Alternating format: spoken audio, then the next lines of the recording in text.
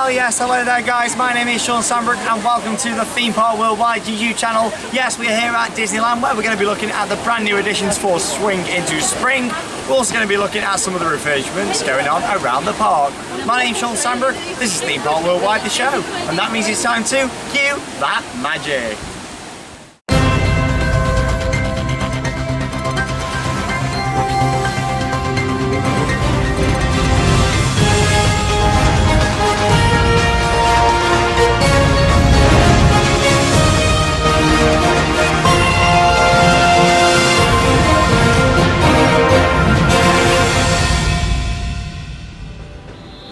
So we'll start off then here in Discoveryland by taking a look at the currently closed and under refurbishment Space Mountain Mission 2. Now as you can see, Discoveryland is a lot quieter than normal because the main ride in the area and my favourite roller coaster at Disneyland Paris, Space Mountain, it has been closed for our trip as expected. We knew it was going to be shut in for a 6-month refurbishment. It's shut early in the year, it's going to be closed until July. However, there is rumours suggesting it could open a little bit earlier than that, but there's been nothing confirmed by the park. As far as we know, it is open until it's closed, until mid-July, where it will open again to guests with this new refurbishment. So as you can see just behind me there, you've got the station. I'll put some close-ups on the screen for you of that. You can see all the scaffolding work going on there. Looks like there's a bit of rendering going on, a bit of refurbishment going on to that, paint work, that sort of thing.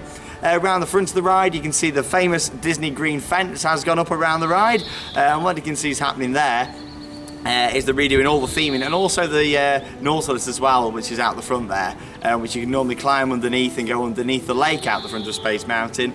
Obviously that's really nice to see that being done as well. Again, this ride's been here for a number of years now. I'm looking forward to seeing it when it's refurbished. Will it be getting the new trains or not? I'm not too sure. There was rumours suggesting it was going to get the new trains from Vekoma. However, the park haven't really said much on what's happening. Is it going to remain Mission 2? Is it going to go back to the Space Mountain? Or could it be another mission? Who knows what's going to happen to this ride? But it's been quite a long refurbishment of the ride, so I'm looking forward to seeing the changes. I'm sure there will be some changes in there. No matter what, there's going to be some really good updates to the ride, the technology, the soundtrack, as it's got an onboard soundtrack on the train. That was starting to get a bit sort of unreliable. Hopefully that'll be working a lot better, much like Rock and Roller Coaster now is. You always get audio on that now, which is great to see. So I look forward to seeing the refurbished Space Mountain. Here's a little look then of some shots around Discoveryland of the refurbishment currently taking place.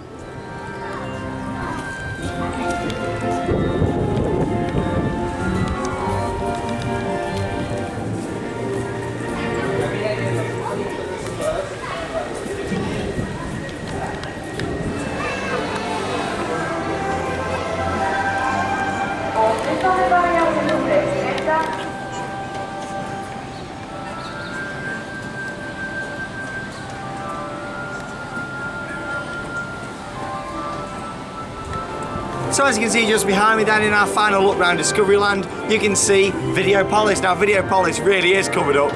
Normally a beautiful theme building, again going to be opening this summer along with Space Mountain, and what you're going to be seeing in there is the Star Wars Jedi Academy, which is going to be a brand new interactive show slash attraction. You've also got the restaurant in there, was having a bit of a refurbishment. I assume the rest of the venue will have a bit of a refurb as well, all the seating and things what are in there as well. It's a big building actually, you can't really get the scale of it from outside. When you get inside there, it goes right down, massive stage area, so I'm looking forward to seeing what they have done in there, and again trying out the Star Wars Jedi Academy, what's going to be opening.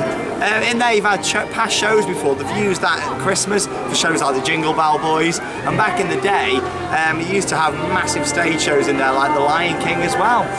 So yeah, I look forward to seeing that when it's finished. That's all for our little look at the refurbs here in Discoveryland. Let's have a little look at the other refurbs around the park.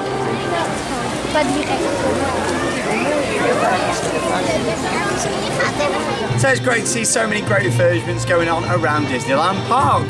Now as you can see behind me here, the main entrance to Adventureland is also being resurfaced, along with the entrance to Disneyland Park. Over the next 2 years they're completely redoing a lot of the pathways around the park. They've been here since '92 I suppose, which is quite a lot of years, coming up to 25 years in 2017. for the big anniversary when we'll be back here at the park. So it's great to see those refurbishments taking place. Also then, over in Frontierland, you've got the shooting game. The shooting game's been completely had its building under refurbishment at the moment. Much like over at Space Mountain and Video Polish, it's all been refurbished. And then finally over there, you've also got the steakhouse, which has just been finished last week, the Silver Spur Steakhouse, all refurbished and looking really good.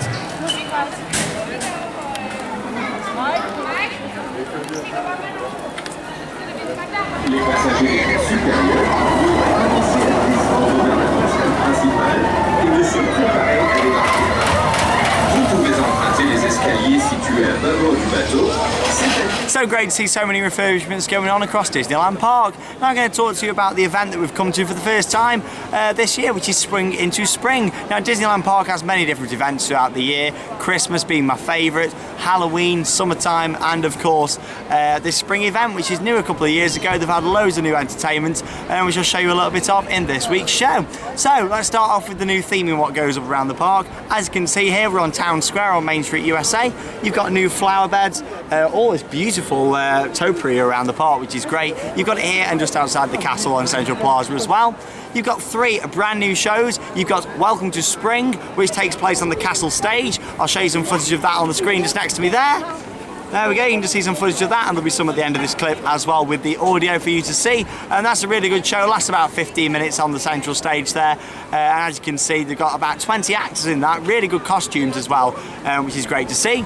You've got Mini Spring Train, which comes down to a very addictive soundtrack that we absolutely love. Me and Charlotte, of course, we've been here raving to that. We absolutely love it, and that runs down Main Street, USA 3 times a day. Good thing about that as well, you don't need to be stood in one place just to watch it. You could follow it all the way round. It starts down here in Town Square, goes up to the castle, up Main Street, back down, and also finishes here in Town Square as well, which is great.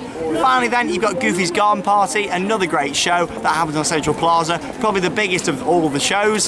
Really, really good. You've got all sorts of different floats. You've got one of the old cars from Disney Stars and Cars Parade, which used to be in the Studios Park, and that's now turned to a meet and greet with cars. They've also brought some cars out for Goofy, which has got Mickey and Minnie on. Of course you've got Goofy, loads of the other characters, Chip and Dale, all in some really, really nice spring costumes. Nice yellows, reds, blues and greens in the costumes. Really, really nice to see. But that's enough of me talking about it. Let's have a couple of minutes of footage of the 3 shows that I've just mentioned here at Disneyland Park in Swing into Spring.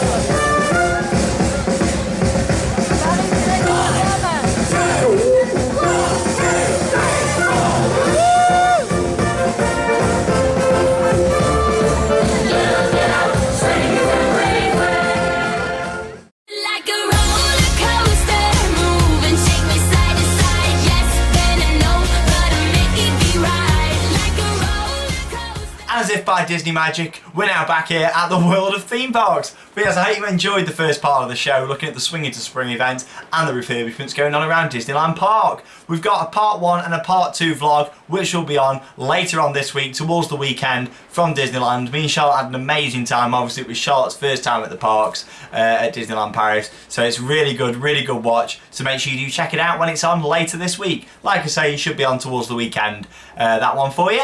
Anyway, moving on then to Guess the Coaster. We didn't have one last week because we were on location at Europa Park. Feels quite strange being back here at the World of Theme Parks, actually, after 2 weeks.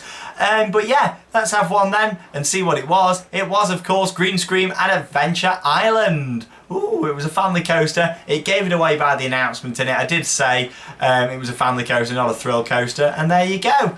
Let's have another one for this week then. Remember, it's just for fun, and it's this week's Guess the Coaster. And stop.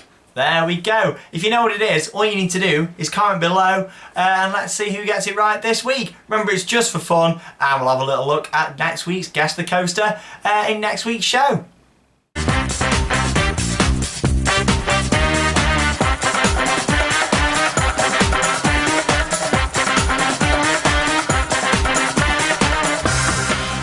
Yes, it's time for Merch Paradise. Before I have a little look at what I've had sent in for this week, let's have a little look at two items I picked up the other day from Disney. So first off, you got this, a brand new Disneyland Paris mug. Really, really nice. It says welcome to Disneyland Paris on it. Really, really nice style with sort of, I like the Mickey on that, sort of the retro Mickey on there.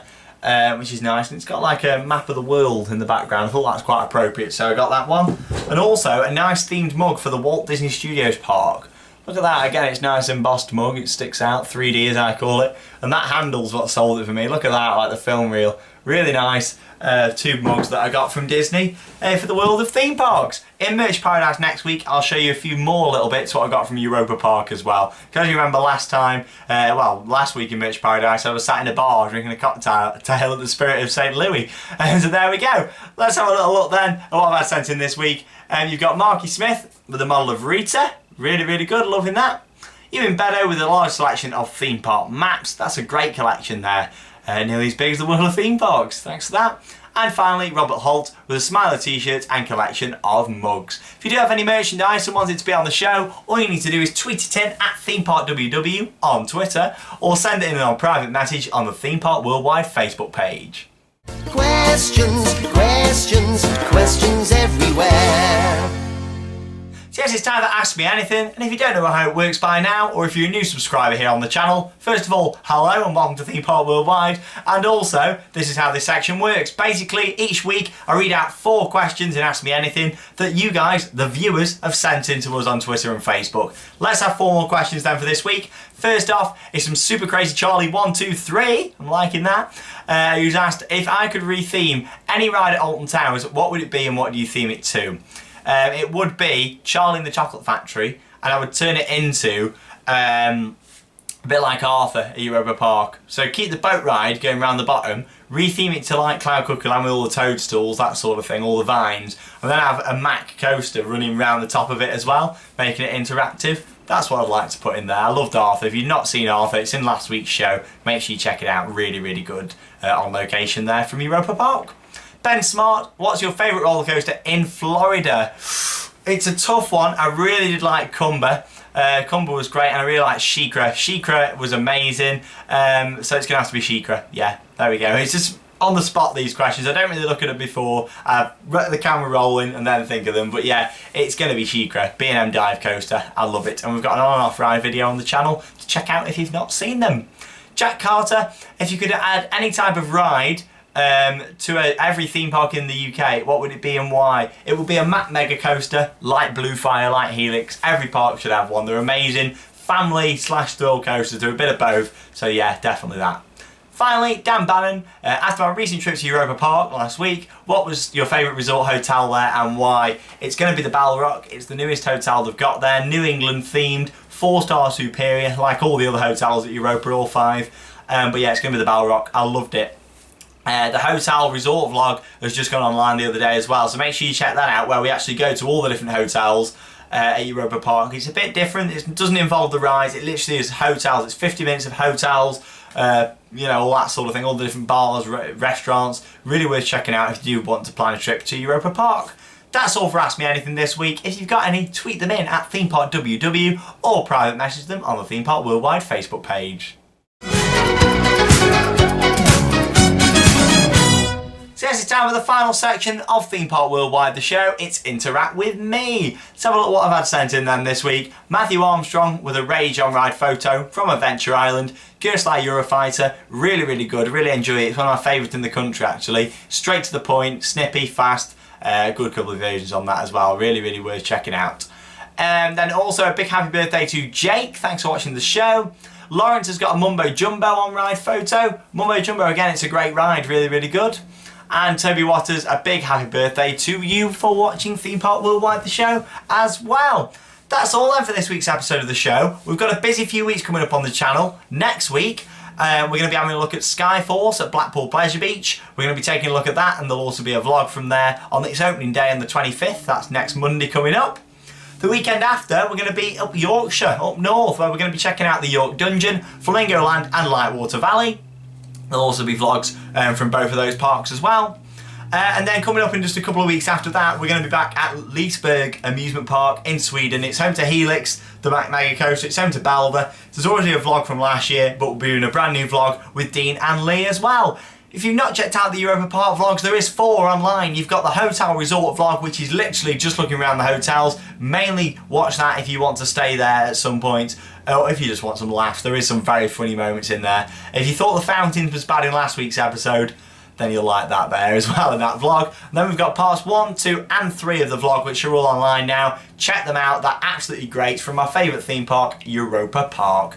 That's all then for this week's episode of the show. My name's Shawn Sanbrooke, and that means it's time to cue those credits. See you later guys, have a great week.